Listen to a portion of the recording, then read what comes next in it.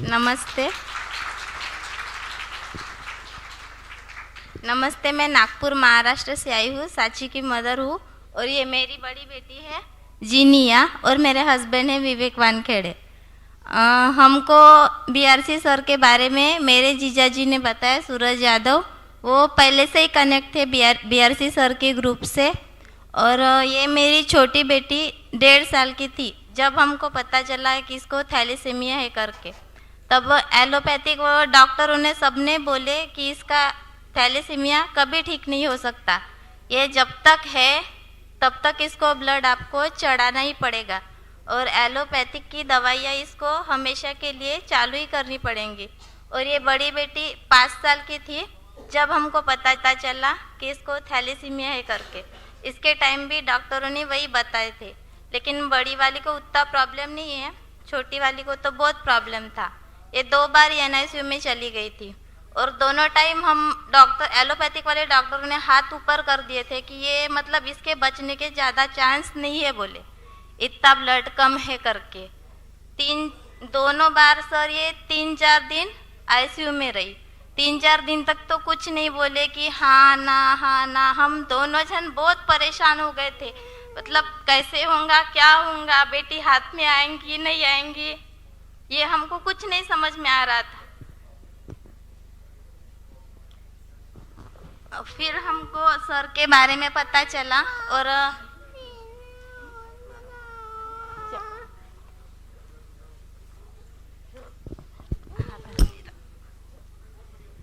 फिर हमको BRC sir के बारे में पता चला। फिर तीसरी बार भी इसका ब्लड 4.3 हो गया था, तब हमने सर की डाइट फॉलो करना चालू किए थे। तब सर ने भी बोले थे और मैम ने भी बोले थे, अगर आप रिस्क नहीं उठा सकते तो ब्लड चढ़ा दो और ले सकते हो तो ठीक है।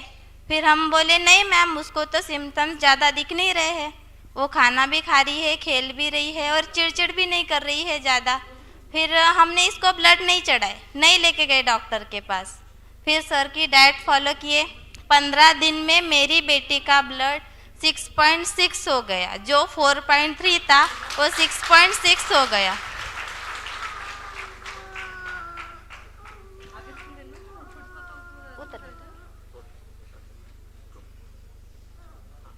और अभी मेरी बेटियां दोनों ठीक है, अच्छी खासी है, कोई सिम्टम्स नहीं है तभी से। अभी भी मैम ने बोले थे कि हमने जबरदस्ती इसका खून चेक कराया, इसने अभी तक नहीं कराया, इतना फेथ है।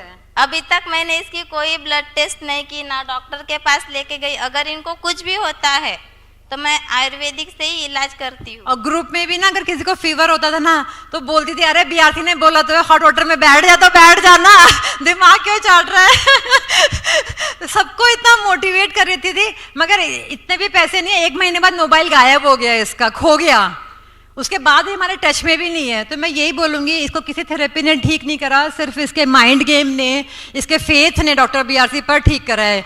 क्योंकि I was not in touch with this lady, क्योंकि इसके पास मोबाइल ही नहीं था, ना इसके पास व्हाट्सएप है, ना ये मेरे व्हाट्सएप ग्रुप में 1 महीने के बाद ये नहीं थी कभी, और सिर्फ इसके फेथ ने इसको ठीक करा है। हाँ, और मैम जैसे जैसे हमको बता रही थी, वो थेरेपी भी कर रहे थे, तभी भी मेरी बेटी का फीवर 104 हो गया था और ब्लड 4.3 था। तभी भी हमने रिस्क लिए। हम रात भर तो दोनों जन सोए नहीं थे, कैसे होगा कैसे नहीं होगा। फिर भी एक रात में, फिर सवेरे मैंने इसका फीवर चेक किया, मैडम ने जैसे जैसे बताए, वाटर थेरेपी करो, नारियल पानी पिलाओ, गर्म पानी में थोड़ा सा शहद डाल के पिलाओ, बस वही इलाज से मेरी बेटी का फीवर फिर सवेरे 98 मतलब नॉर्मल हो गया। और नीरू साहूतो जी का वो है ना, वो हीट प्रोटोकॉल, हम तो सबको वो फॉरवर्ड कर देते हैं। सब उसमें बैठ के सब लोग का फीवर उतर जाता है ना 4-5 घंटे में। हाँ। और कोई कुछ पूछना चाहता है या नेक्स्ट टेस्टिमोनियल? और फिर ठीक है, और कुछ बोलना है आपको?